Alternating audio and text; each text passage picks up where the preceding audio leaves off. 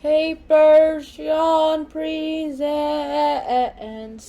everything you need to ace English language arts in one biggie fatty naughty book. Unit 3 fiction, part 10 poetry.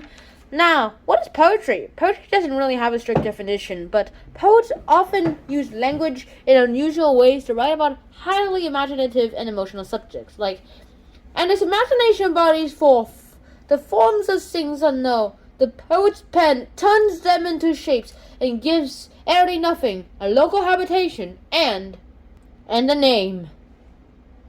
William Shakespeare's A Midsummer Night's Dream. Yeah, that's about it. And common types of poetry are so many types. In fact, but right now I'll just tell you about 6 of them. No, wait, correction, 8 of them. 9 of them. I always count wrong. There's 7 of them. 7 of them. Narratives, lyrical, free verse, odes, ballads, epics, and sonnets. Now, what is a narrative anyway? Well, a narrative is a story, a poem. A narrative poem is a story so that one would write about. A poet must have a story to tell. So if you want to write about a narrative, you have to have a story to tell. Like Cassie at the Bay by Ernest L. Sayre tells a story about a dramatic baseball game that begins something like this. The outlook wasn't brilliant for the Mudville line that day. The score stood 4-2 with but 1 inning more to play, and then when Cooney died at first and Barrows did the same, a sticky silence fell upon the patrons of the game. Now, lyricals. Lyrical poems, those are the ones that I really like. They're song-like in rhythm or subject matter. The lines rhyme and lift very much like the lyrics of the song. Like songs, lyrical forms are more free-willing than regular speeches in some ways, to be honest. In other ways, they're more formal, like the fact that they must conform to rhyme, so lyrical form allows for an unusual large range of meaning. But that meaning must be delivered to a specific form. Like, here's an excerpt from Ode to H.H., the Nizam of Hyperabad, by Sarojini Naidu. Sweet sumptuous fables of Baghdad, the splendors of your court recall, the torches of a thousand nights, blaze through a single festival, and Saki singers down the streets pour for us a stream divine, from goblets of your love ghazals, the rapture of your Sufi rhyme. For free verse, these poems don't usually go to a strict rhythm or meter. Free verse allows for just about any meaning, because there are no rules determining what those poems must be about or how they should be said. There's an excerpt from Farm Picture by Walt Whitman. Through this ample open door of the peaceful country barn, a sunlight pasture field with cattle and horses feeding, and haze and vista and the far horizon fading away. An ode is a lyric poem that is written to a particular subject. An ode must be written to something, so it must always be about a certain subject and always address that subject. And it could be any subject. So don't forget about the stanzas as a group, and also don't actually forget that stanzas is a group of lines that compose a segment of a poem.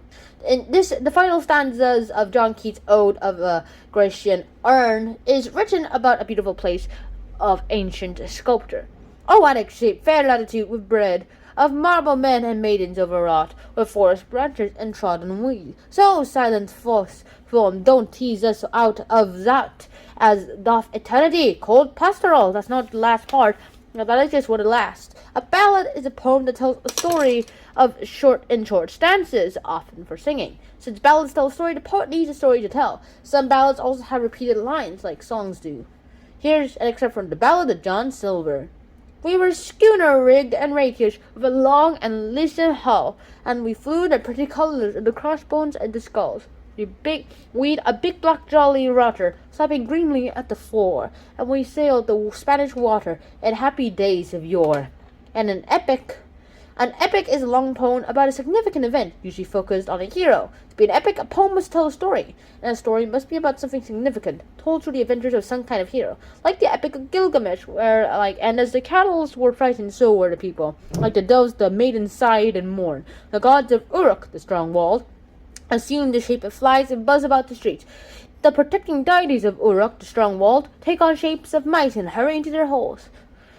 3 years the enemy besieged the city of Uruk, and the city's gates were barred, the bolts were shot, and even Ishtar, the goddess, could not make head against the enemy.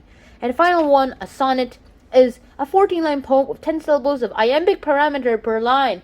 What's an iambic parameter? It's like a group of 2 syllables with emphasis on the second syllable, like I am or dadum, like a heartbeat. Pentameter is from the Greek root pent, so which means 5. So 5 lambs is a 10 syllable with a particular emphasis and rhythm, like the following examples from William Shakespeare's Sonnet 12. When I do count the clock that tells the time, and so you have to read it like this. When I do count the clock that tells the time.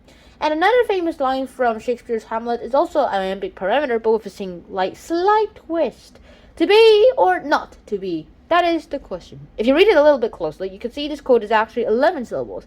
That's because sometimes poets add a grace note to the beginning of a line of iambic parameter, a quick syllable that leads into the rest of the line. So you can split these poetry's symbols into 2 big groups: stories and music, such as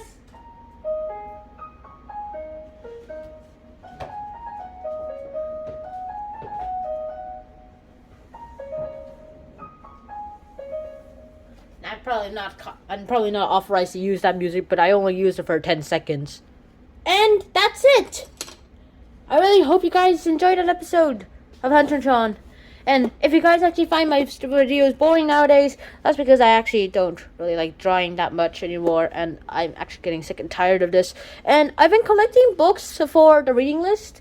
It turns out I've actually read some of them already, and that's about it. So until next time, Schnan out. Peace.